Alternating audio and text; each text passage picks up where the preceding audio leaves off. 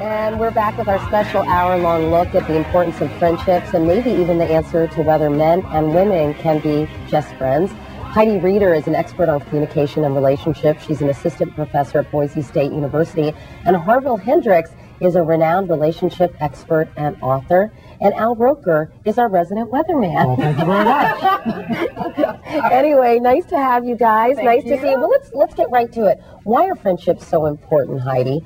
Well, there's a bunch of reasons, but one of the things that research has found is that people enjoy being with their friends more than they enjoy doing just about anything else. When they ask people, where is your greatest, enjoyment of life, they said it was better than being alone, being with their family, or even being with their spouse. People were having the most enjoyment. Whoa. Yeah. Yikes. Really? But the caveat to that is that people actually had the most joy when they were with their spouse and their friends. So, but is that the same for men and women?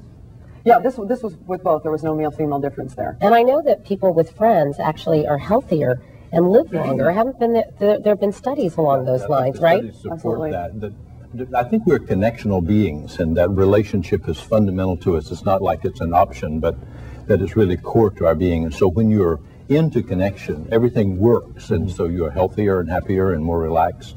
And I would add if to you're out that of connection. that it used to be that our families were where we got our support, our enjoyment, our maybe help with raising the kids or getting a ride to the airport or whatever. Now we really rely on our friends. I think because Is it because we're so fragmented and people live so far away? Yeah, people move a lot more often now, so they sort of have to start their own little groups of family, i.e. friends, wherever they go. Well, we're going to talk about female versus male relationships. And first about females, some of the benefits I know are compassion, favors, comfort, support, advice, and identification. We don't have time to go through all of them, Heidi, but in general, what does that mean? Well, I think one of the biggest one is identification.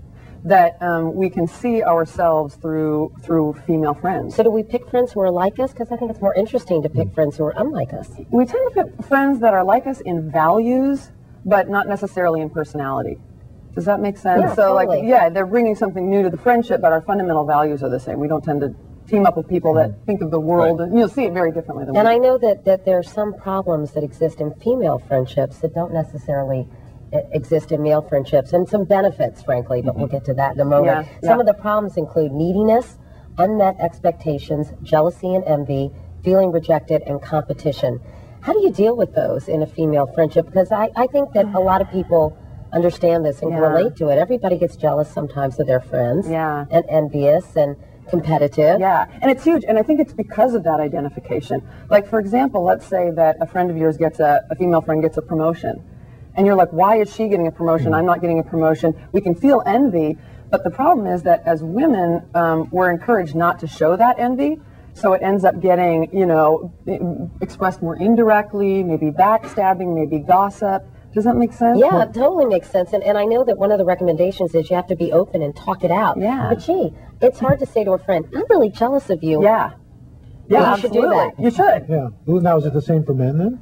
Men tend to be a little more direct with their competition, so they'll be like, okay, you did this, but you know what, on the basketball court tomorrow I'm whipping you, that kind of thing. So it's a little bit different in how it's expressed. It's like the permission for men to be more assertive and aggressive is sort of built into the culture as well. And that sort of the permission to be aggressive and direct is not built in the culture for women. There's more of an indirectness. We were talking about how male friendships are different than female during the commercial break. Yeah. And I was saying that males, like, how about them bears? They don't really talk about their feelings that much. And Al was saying that he doesn't agree with that, that he thinks that's a stereotype. I really do. I mean, it may be that I'm very much like my friends in that we're girly men, but no, but you do. But a lot of people are. I mean, but do you talk about like your fears and your feelings? Yeah, we do. I mean, I've got a couple of friends who had some difficult times, and we talk about those things. Do you talk about your relationship with Deborah, with your friends? No, well, sort of, because they happen to be single guys, but they know Deborah, they're friends with Deborah, and so we talk about our family situations and parenting, things like that. Well, I think the thing that needs to be said is that you can't just say men. You have to say some men and some men. Because I some like to generalize. Put everybody in the same basket, but they're not all in the same basket. For instance, I have a lot of men, and in fact in a men's group, been in one for years, in which it would look like a girly group from that point of view, because when we get together, we first start talking about our activities, which is the way men bond, and then we move straight from the activities into personal sharing, which would look like an intimate relationship. You know, you start off doing things together, and it creates closeness. But then if that works, if men stay together long enough, they can move into the same kind of sharing of depth and emotion, feelings. And in fact, Harville, we have a graphic which I think is interesting. It says men's friendships emphasize activities, as you mentioned, being side by side, instrumental needs. What does that mean, by the way? Well, instrumental means the need to do things. I think men are programmed in the culture to act, and women are programmed in the culture to be more expressive at the emotional level. The third was independence, and women's friendships emphasize conversation. A lot of face-to-face talking, expressive needs, and interdependence. In other words, I guess women are much more dependent on their friends. Is that true? They are, or that's one of the expectations, I think, of female friendship, is that you're really going to be there for me, and it's taken as a pretty serious betrayal, you know, if a female friend isn't there for us. Right.